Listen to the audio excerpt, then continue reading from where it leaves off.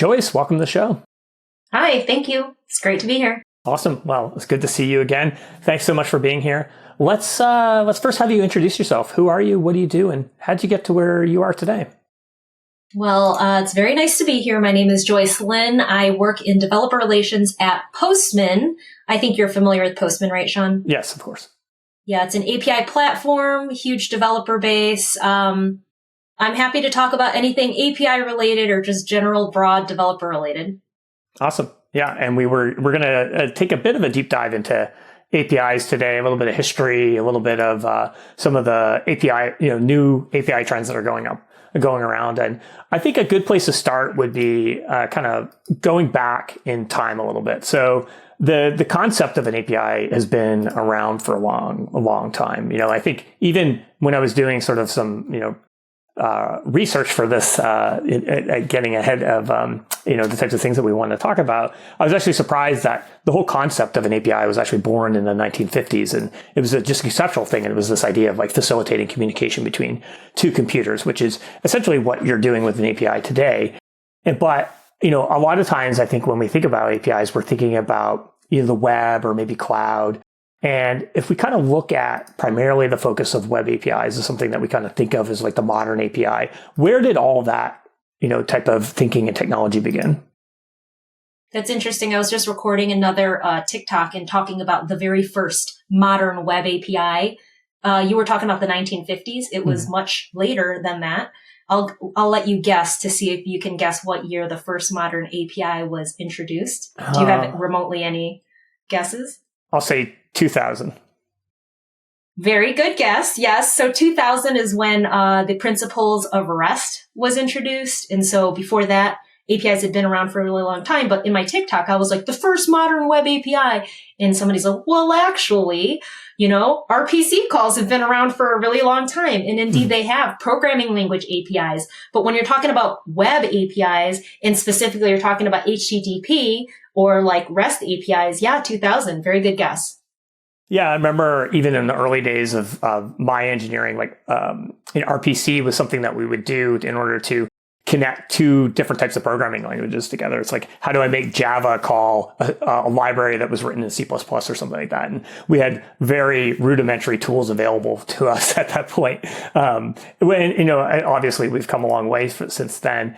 And so and I think everybody kind of has a different perspective on, maybe what even constitutes, a web API or something like that. And that's probably where you get into these debates of like, so the person's like, actually, this actually started, 20 years ago because, this type of technology was introduced in, 1979, and it led to this and this and this and this. So it's kind of a gray area in a lot of ways in terms of like the definitive timeline for some of this stuff. And you're kind of remarking that, wow, we've had APIs for a bazillion years. It's been around for so long. And I'm looking at some of the dates for these like really popular modern style APIs. And it's, maybe dating myself, but it doesn't seem like so long ago when we're introducing some of these newfangled technologies. And then to see the amount of adoption they've gained is, I think it's happened really fast. Mm-hmm. Yeah, absolutely. So going back though to the early days of web APIs around like 2000, like what were the technologies that were available to people building APIs back then?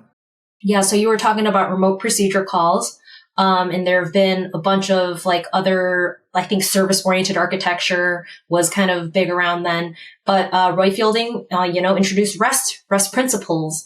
Running on HTTP. And so I think that really captured the minds of a lot of people because it was about reducing complexity, right? Which was different from some of the other protocols that were going around. And then also just it being standardized so that any machine can talk to any machine in the world.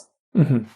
Yeah. And I think REST didn't really come on my radar until much, much later than like those original like papers. I think it was his PhD work or something like that REST came out of originally, but I probably didn't actually like register it until the late aughts of like 2009 or something like that, 2008 or something like that, when I started to consume APIs that were, JSON based and REST API based. But before that, a lot of the early days of what I was dealing with, and I'm sure many people that, were doing engineering in the early 2000s, like XML, SOAP-based, these kind of like really gross interfaces to try to like interact with. They were just like like cumbersome to try to deal with. And then you were always doing a lot of work to sort of transpose some of those like the object structure defined in XML into something that could be actually like an object in whatever your programming language of choice was. So you mentioned the idea that one of the reasons REST sort of caught on and was interesting was the simplicity of it. So can you kind of maybe give a little bit of background of like what some of those principles were that led to REST being something that someone saw as simple and something that was actually innovative? Yeah. So, I mean, if you've ever seen, I wish we could do like screenshots here, but if you can like just put up a snapshot of what XML looks like versus what an endpoint looks like for REST. I think you mentioned JSON. JSON was like a quick follow after REST was introduced. So just even picture in your mind's eye what JSON looks like. It's machine readable, yes, but it's also very human readable. And then also just understanding like how REST API is structured, the way the paths are formed to access the different resources, I think is also very intuitive and human readable. And I think that's part of the reason why it really took off. But it was also timing of when the internet was starting to become a lot more popular, third-party APIs. And so if you need a standardized protocol that you're not just kind of talking about within your team or with like one or two other major agencies or companies that you're working with, if you're just talking about third-party developers, I think that's another reason why REST took off, just because of the timing. Mm-hmm.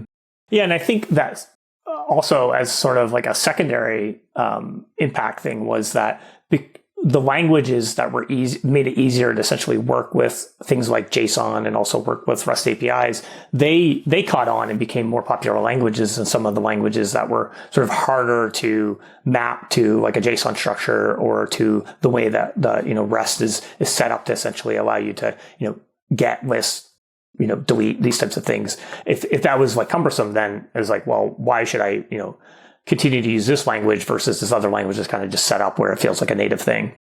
And you were alive and kicking like around this time. I didn't realize that, but I had to do research. I wasn't in technology at the time, and I had to do research. I've worked with SOAP. I've worked with XML. Corba? Yeah. Have you worked with Corba? Yeah. Yeah. Just very, very, and I don't know if they were perceived as complex at the time, but just in comparison, REST APIs was a lot more simple. And then a lot more people were getting into the field, obviously, due to demand. Mm-hmm.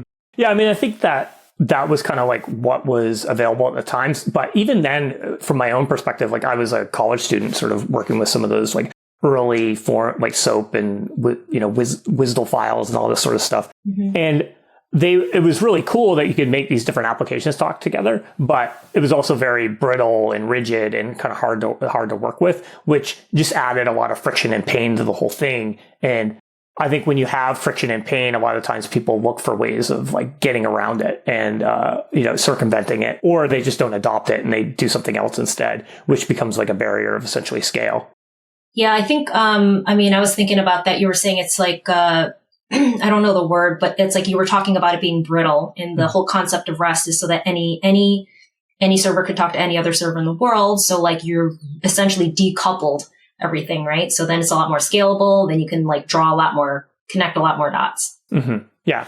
So another, sort of fairly early type of innovation in web APIs was, Proto buffs, which came out of Google. I worked for Google for a number of years, and during my time there, like everything is basically started with a Proto. Like that's the form of every like eng design work that you're doing.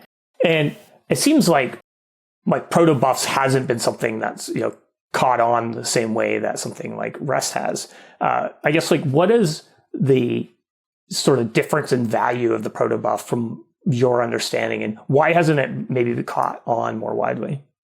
Yeah, and I found this out during research, but like Protobuf was introduced early on. It hasn't come across my radar until like more recently when distributed systems have become a lot more popular. But I think it was like 2001, introduced the same year JSON was introduced, right? Mm. So why did Protobuf win over JSON potentially? And again, in your mind's eye, picture what JSON looks like. Protobuf has not a lot, but it's a little bit more complex, a little bit more of a learning curve. And it was precisely better for reasons that shouldn't become really in demand until probably a few years later. So really complex distributed systems, microservices, a lot more of those at scale systems where efficiency, performance, all of that is a lot more important. And then now it's becoming a little bit more popular, but even still it has some headwinds, right? So we're talking about like Google inventing it because Google has those kind of problems, but not every startup is going to have those problems. But it's like, how much tooling do you have that support HTTP2? And I'm talking about gRPC now. Yeah. Yeah. Yeah. And I think, and this is like, 20 years ago at this point. So the kind of scale problems that Google was having back then, like very few companies in the world, if any, were reaching that level of scale back then. And so they had to invent a lot of the tools and technologies that essentially allowed them to meet that scale, meet that demand.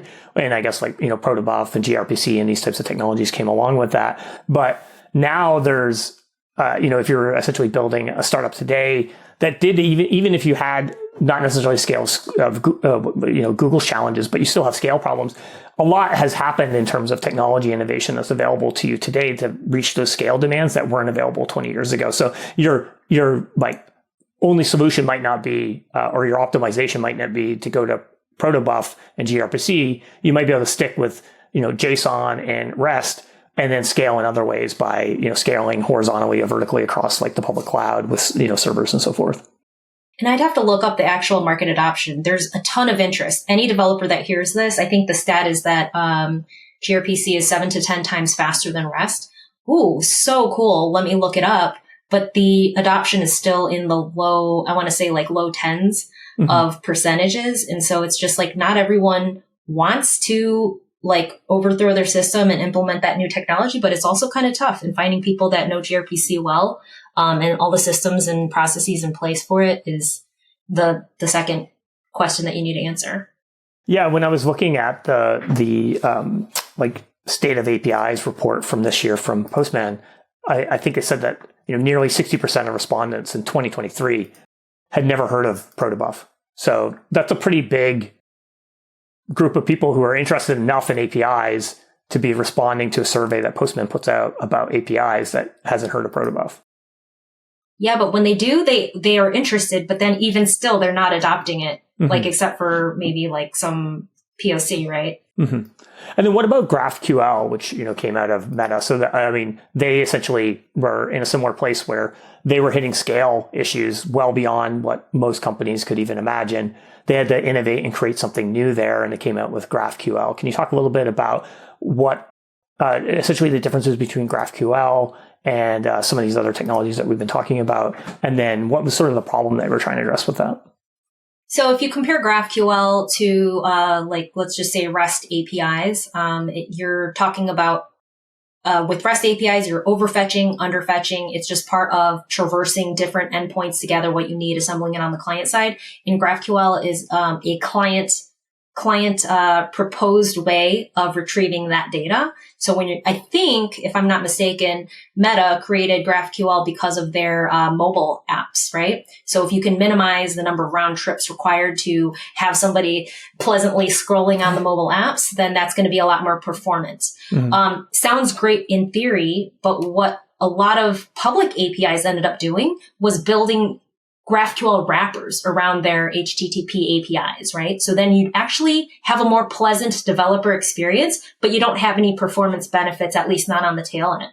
So then I kind of saw a bunch of larger companies build GraphQL into their data layer, just like for internal tools, right? So you can have a lot of the enhancements and benefits there, but maybe we didn't get the large scale adoption, at least on the public API side. Are there certain types of applications or APIs that are better suited for GraphQL? I don't know. I mean, anything that requires many jumps across many types of data.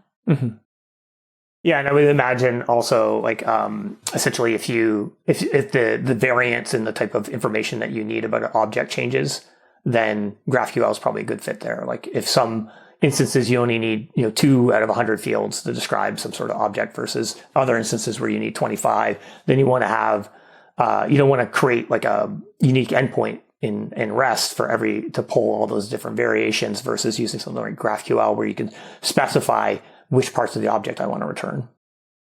Well, if you do want to learn a little bit more about GraphQL and gRPC protocol shoutouts, both of those summits are coming up, I think, in the next, maybe this month in the Bay Area.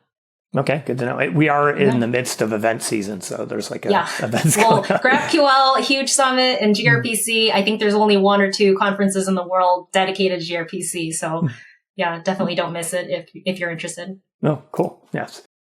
So, still taking a look at sort of the last, 20 years of this, history around web APIs, what were some of the other, technologies that came along that,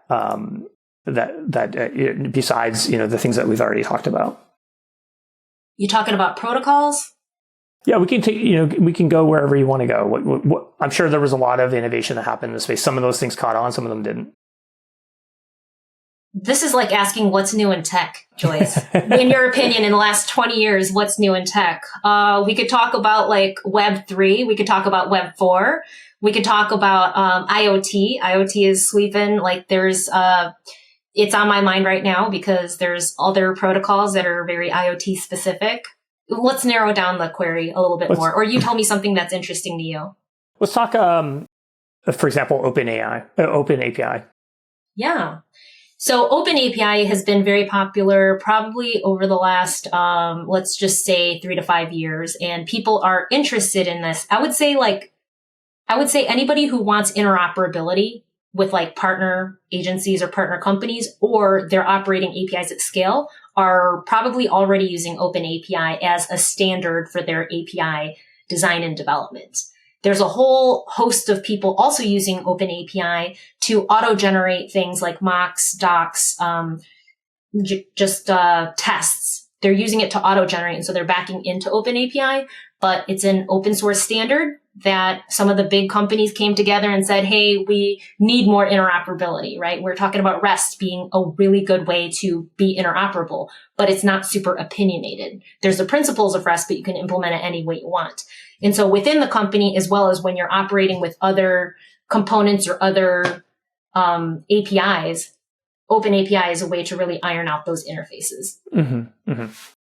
And then what about in terms of the things that were happening in industry that led to this explosion in APIs? Like now, there's all these, there's like, software is eating the world. And then, now we're in like, I don't know, the world of Gen AI, but maybe somewhere in between there, APIs were eating the world to some degree. So there's been this huge transformation in, the last 15 years where, every company in tech has become an API company to some degree. What were some of the things that led to this world where everybody was essentially building APIs?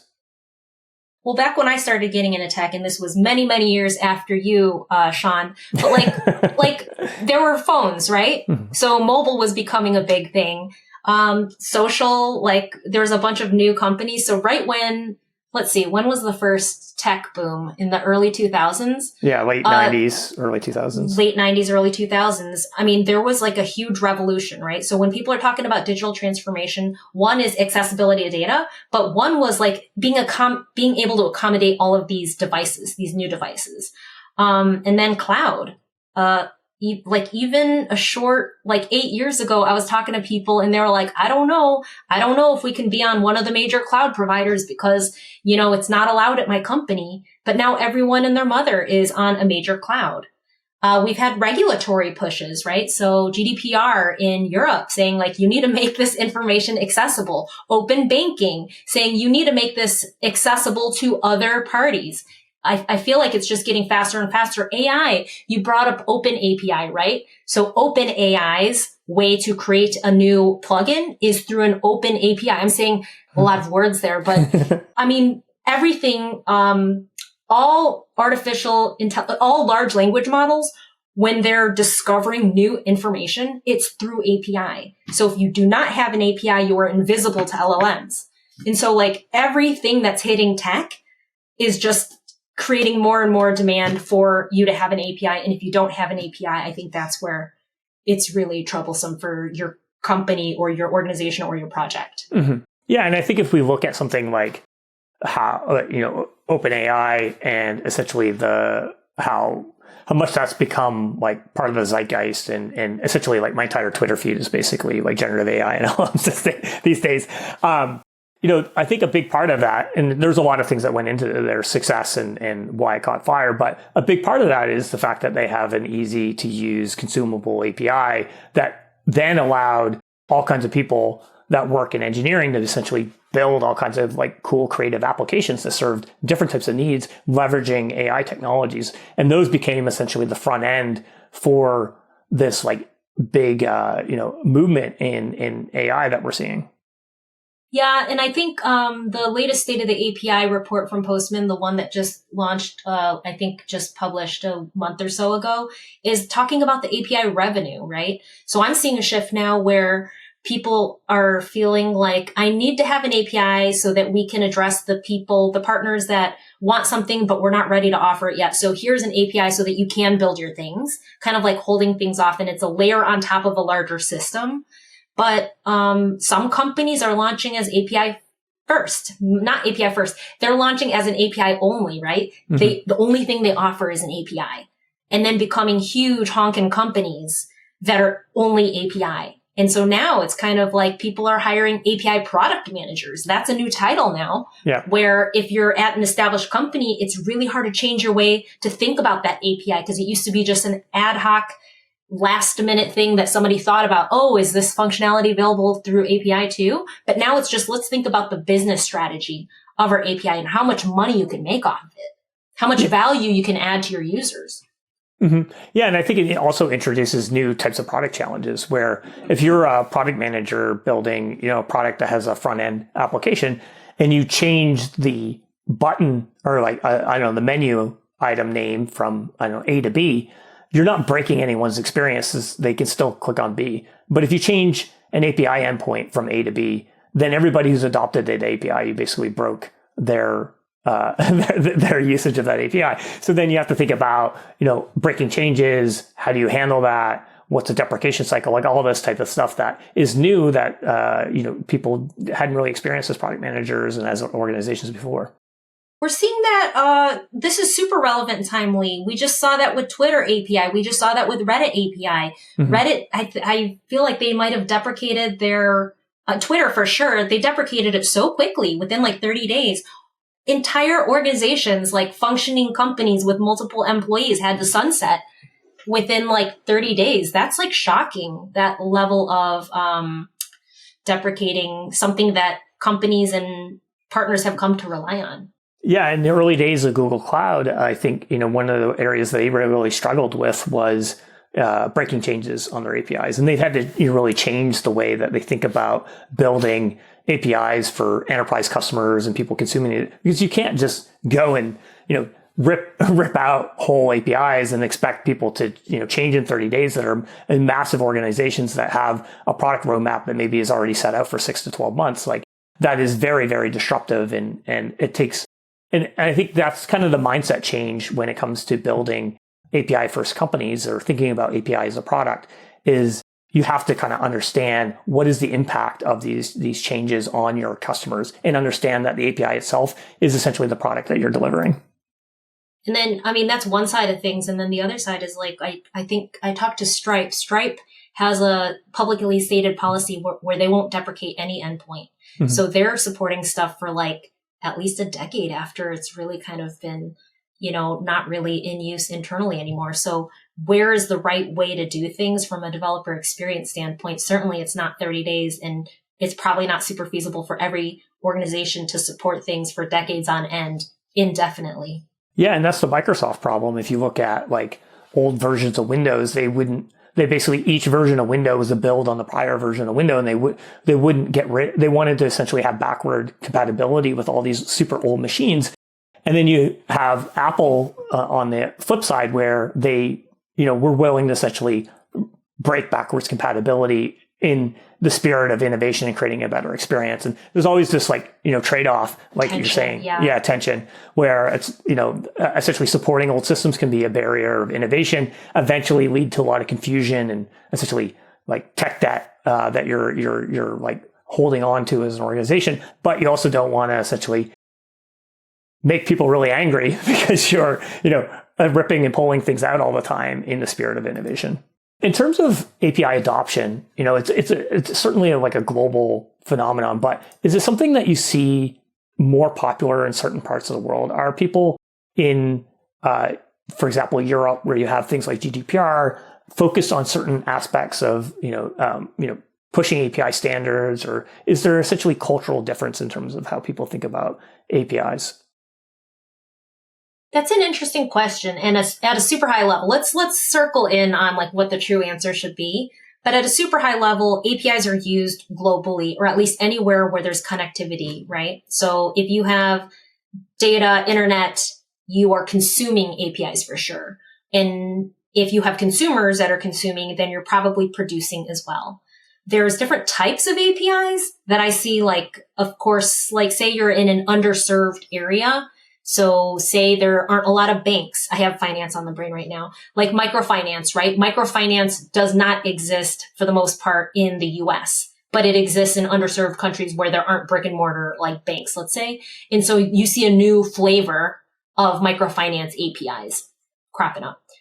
As far as volume, I don't see a volume difference. I see a difference in people willing to pay for like APIs, price sensitivity, but that's to be expected. But consumption and production, I don't see regional trends. Mm-hmm. So we've talked a little bit about we were mentioned a couple times the state of the API report, and there's the new one that came out a couple months ago. What are some of the most popular third-party APIs that exist right now, and how has that changed over time? I don't know if we published this in the state of the API, but there's another list that we published that got a lot of attention. Let me see if I can't find it really quick. I won't be able to find it really quick. Mm-hmm. But off the top of my head, I know like Salesforce is number one. Mm-hmm. I know very popular. You already mentioned Microsoft. Microsoft has a whole suite of tools. So they have a graph API that connects everything together. Notion is super popular in terms of consumer adoption, but also wanting to hack it, right? Wanting to build automations or little bots. Mm-hmm. That must be something that's like a newer one than if you looked 5 years ago. Notion probably wasn't on that list, but I bet Salesforce was. Yeah. That's an interesting way to put it, where Salesforce probably had an accumulated developer community, whereas Notion kind of was converts from consumer to developer. Mm-hmm. Yeah. And then I think like types of APIs, the communication, any messaging API is really popular because of the things that you can build, like super easy notifications and automations. Right. Yeah. Things like Twilio API, for example. Mm-hmm. Yeah. So in the 2022 report, it said that developers are spending most of their time on APIs. And with all the development that's happening in generative AI space right now, where there's a lot of innovation that's actually happening in developer workflows, like with code assistants and SDK generators, bug identifiers, documentation, all this kind of stuff that's going on. How do you think that this might impact the time that developers are spending on APIs if essentially we're able to create tools that, can auto-generate some of this stuff or do other types of, take off some of that, work that a developer is normally going to be doing in terms of building and designing APIs? That's an interesting stat. I think it's like more than 50% of your developer time is spent on APIs, and that's been the case year over year, and it's actually only grown.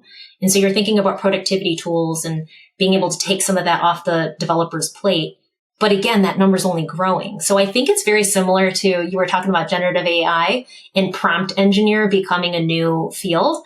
I think it's going to take the types of manual, repetitive, like head bashing, like work off of your plate, but I'm not sure if it'll take overall amount of time off your plate. I think it will change what you're doing. So you'll probably, hopefully, spend less time debugging, reading through documentation. You'll have NLP prompts that then, generate something, and then you'll be tweaking it here and there, but you'll still be working on the APIs. Mm-hmm. Yeah, I guess it'll change the nature of the API work. So maybe you have a little bit more time to think about the design and maybe even, efficiency or scale or these types, more complex challenges that require, a deeper level of expertise than essentially doing the rote work around debugging and maybe writing tests and automating, tests and, integrating into a CI/CD pipeline and all this sort of stuff.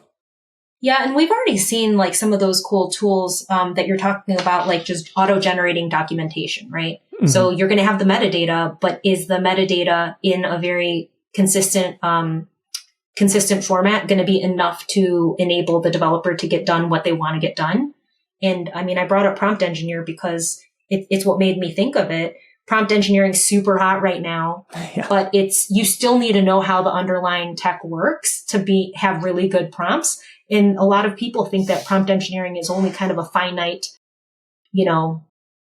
lifespan of being a prompt engineer before something else new is going to usurp that. Right. And so just understanding how systems work and the levers that you can tweak is really going to be where it's at. And then so if everyone can level up, then you're still spending the same amount of time working, but you're working on stuff that hopefully is more enjoyable. Mm-hmm. How else do you think that generative AI might impact API development or the API space?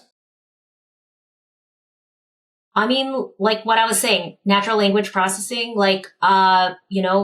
Postman is launching into every company is hopefully you've already looked into it at least and thinking about how generative AI can help you do your job better. And so we're talking about, open API being a very machine readable format to kind of understand the guts of this service and understand the guts out of this service and being able to glue them together. We're Postman is taking two major trends. One is low code and one is generative AI and smashing them together. And if we can say let's take that Twilio API, notify myself when this happens with my bank account or something, mm-hmm. and just being able to imagine it and then have it happen and then being able to deploy it on a cloud somewhere. You've written what would have taken a developer X amount of hours a month ago.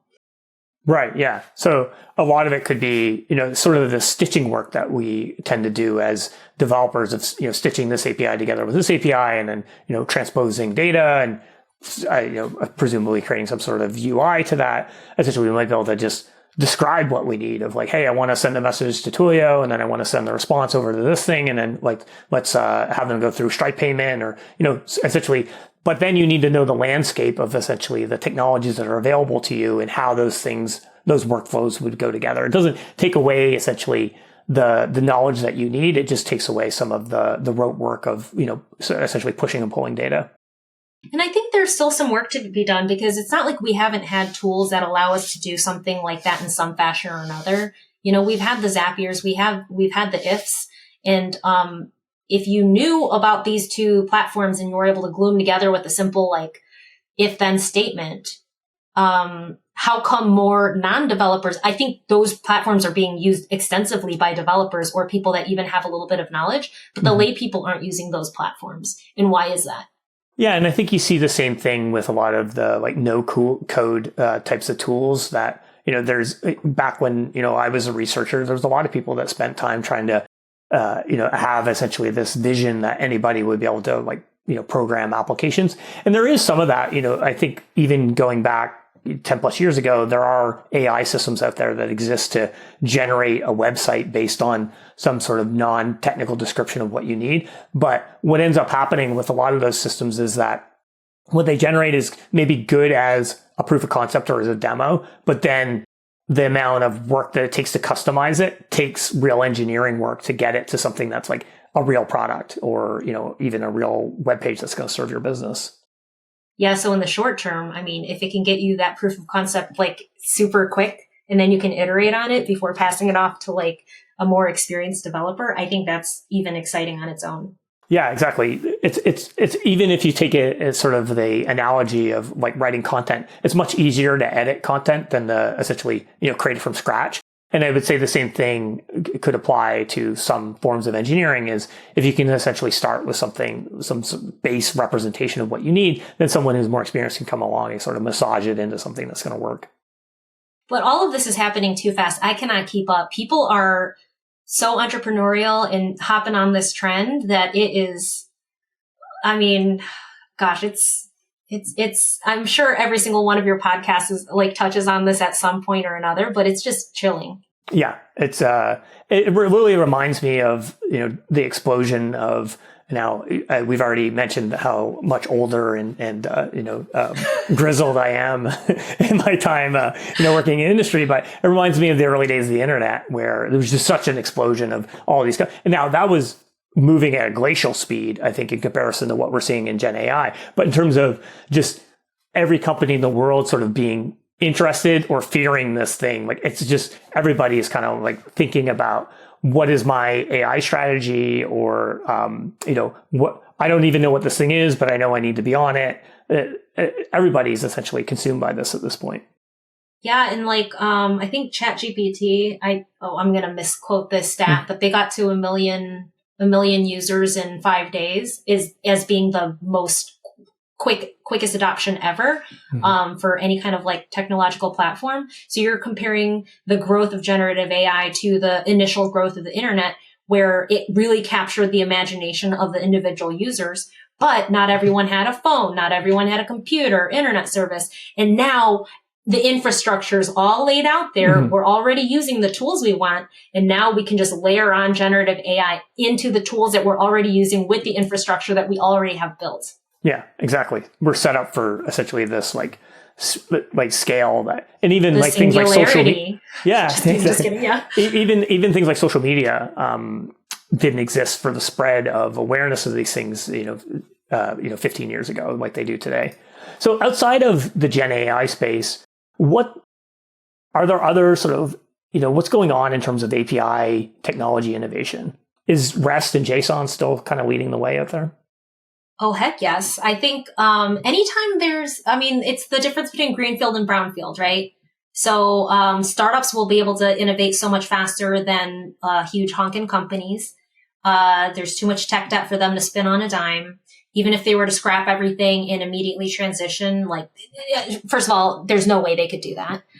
REST is still the top format when it comes to API communication. I talked about other protocols for IoT, right? So, do you have do you have a wearable on you at this point in time? Do you have something in your home that do you have a digital assistant right now? So connected homes and all of those protocols, I think, are pretty interesting. And it's very different. If you're in an enterprise IoT development team, you're going to be talking, like, maybe you don't even know about REST, right? Maybe you don't even know about the types of web APIs that we're talking about. It's very, very different. Your workflow is different. Your tool chain is different. I see. Yeah. So I guess the types of like tools and support that you need working with those systems is going to be drastically different than the tools that, like you mentioned, the tool chain that as a web developer or web API developer would be working with.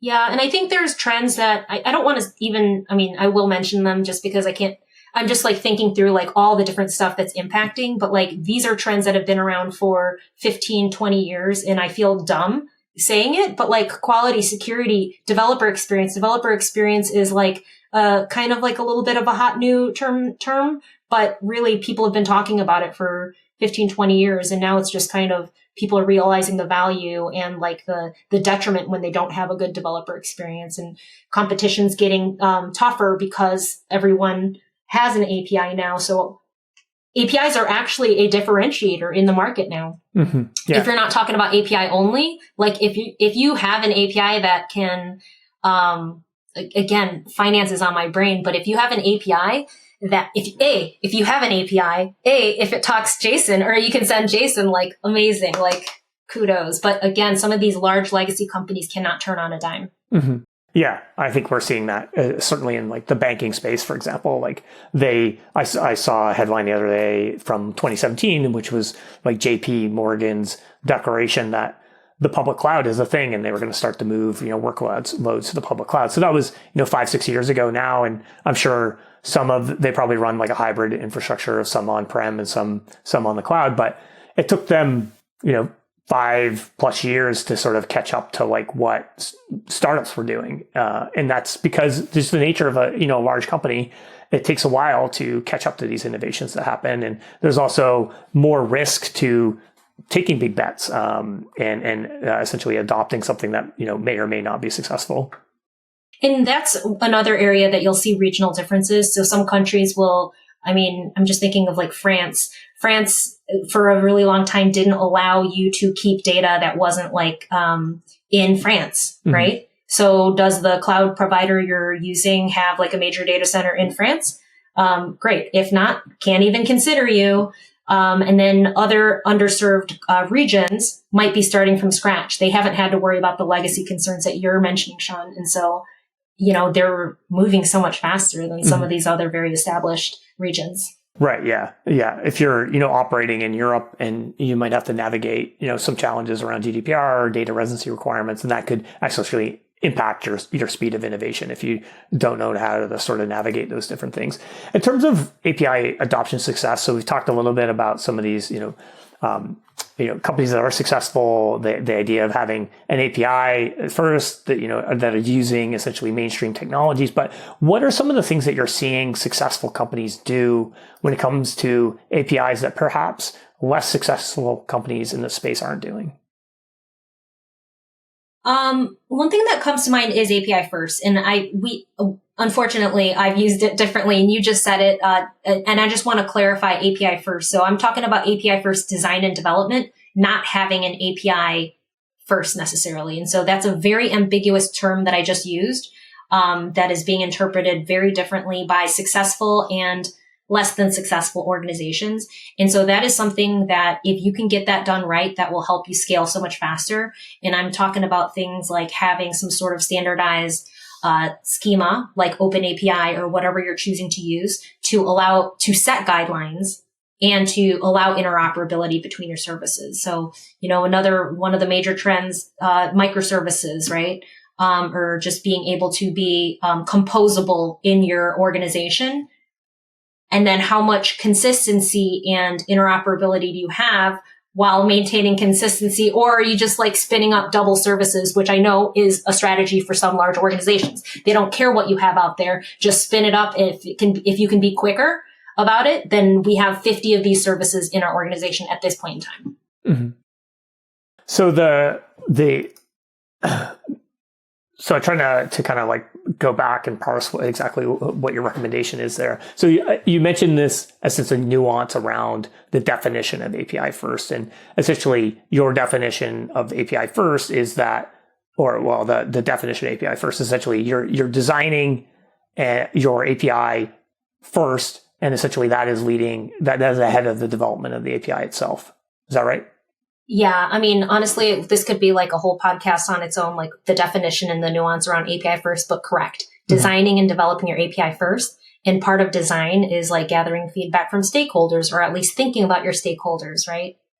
Mm-hmm. And future proofing. I think Etsy has a really famous example when they were building out their mobile platform. This has like been a long, long time ago, but they literally built a second code base because the first time they built out their APIs, they weren't optimized for what they needed to get done to accommodate a mobile app. Mm-hmm. So they literally built a second code base. Mm-hmm. Yeah. And I'm sure a lot of companies face that issue as they, essentially moved into mobile, because they didn't even think that mobile wasn't a reality essentially before, until like years later after they already built established APIs within the organization. And if you're building out today, you might not be able to see the next mobile, but you should be able to consider all of the stakeholders that are in your immediate as well as short term. Mm-hmm. Mm-hmm. All right. As we start to wrap up, is there anything else you'd like to share? I know this isn't about you, Sean, but I am curious to hear your perspective. I didn't realize you'd been around alive and kicking for so long in the world of I don't mean that in a bad way, but what is your perspective? Because I work with, REST and like the main players of APIs day in and day out, but I've only been in for like the last, like, let's say decade. Mm-hmm. But like, what have you noticed?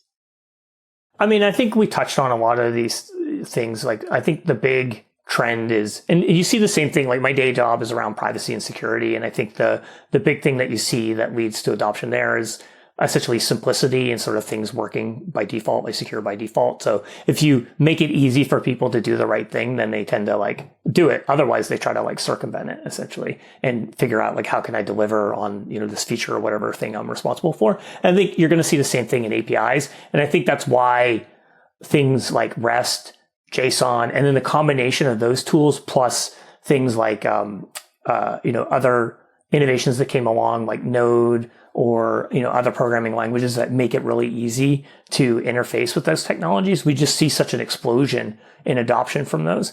And I think now the big difference that I see in companies, regardless of the type of company that you're building in the technology space, a lot of times you're starting with essentially thinking about my product as an API. Like, what is essentially the API interface that we're building to solve this problem or this challenge? That didn't exist 20 years ago when I started starting my career. You were thinking about what is the UI of the thing that you're building, rather than essentially a way of someone sort of taking your problem and plugging into, different spaces. You were thinking about abstracting at that level and making it something that people can kind of plug in and into other software to allow them to innovate. You were just thinking about like, how do I solve this specific problem delivering this sort of shrink wrap piece of software? And I think that's the big change is it's like almost like a platform way of thinking about product innovation and product creation that didn't exist 20 years ago.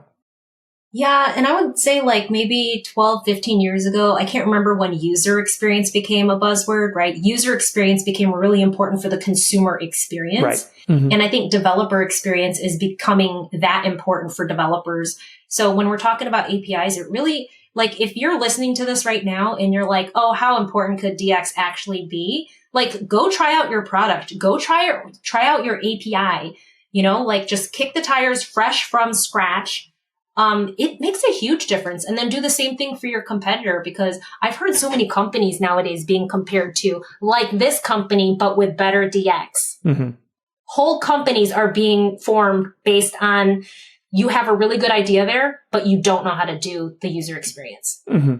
Yeah. And I think in the world of user experience, like companies like Box, like one of their innovations was they basically took consumer grade user experience and they applied it to businesses. So they were kind of one of the first companies that realized like, just sure, consumers care about user experience, but so does like the business user, the enterprise customer they're selling to. And that was like one of their big innovations that led to a lot of adoption. And I think now finally enterprises are also recognizing that developer experience is something that also can dramatically impact adoption.